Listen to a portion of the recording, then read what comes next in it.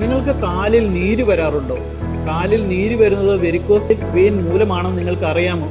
പല കാരണങ്ങൾ കൊണ്ട് കാലിൽ നീര് വരാം. പക്ഷേ അതിലെ ഒരു പ്രധാനപ്പെട്ട കാര്യം, പ്രത്യേകിച്ച് ഒരു കാലിൽ മാത്രമാണ് നീര് വരുന്നതെങ്കിൽ മറ്റേ കാലിന് ഇല്ല എന്നുണ്ടെങ്കിൽ ആ കാലിലുള്ള വെരിക്കോസ് വെയിൻ ആണ് ഇതിന്റെ പ്രധാനപ്പെട്ട കാരണം.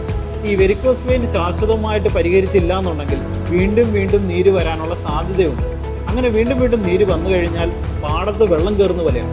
പാടത്ത് വെള്ളം കയറിയാൽ നെൽക്കതിരുകൾ ചീഞ്ഞു പോകുന്ന പോലെ തന്നെ കാലിലേക്ക് വെള്ളം കെട്ടി നിന്നു കഴിഞ്ഞാൽ കാലിലെ കോശങ്ങൾ ചീഞ്ഞു പോവുകയും അങ്ങനെ സെല്ലുലൈറ്റിസ് എന്ന് പറയുന്ന ഒരു രോഗാവസ്ഥയിലേക്ക് ഇത് മാറാനും സാധ്യത. എന്താണ് സെല്ലുലൈറ്റിസ്? കാലിൽ നീര് വരികയും കാലിന് ചുമപ്പ് നിറം വരികയും അസഹനീയമായിട്ടുള്ള വേദനയും ചുവപ്പ് നിറവും ഉള്ള ഒരു സ്ഥിതിവിശേഷമാണ് സെല്ലുലൈറ്റിസ്. പക്ഷേ ഇതിന്റെ കാരണമായിട്ടുള്ള വെരിക്കോസ് വെയിനെ നിങ്ങൾ യഥാസമയത്ത് ചികിത്സിച്ചില്ല എന്നുണ്ടെങ്കിൽ ഒരു പ്രാവശ്യം മരുന്ന് കഴിച്ചാൽ ചിലപ്പോൾ കുറയുന്ന സെല്ലുലൈറ്റിസ് പിന്നെയും വരാൻ സാധ്യതയുണ്ട്.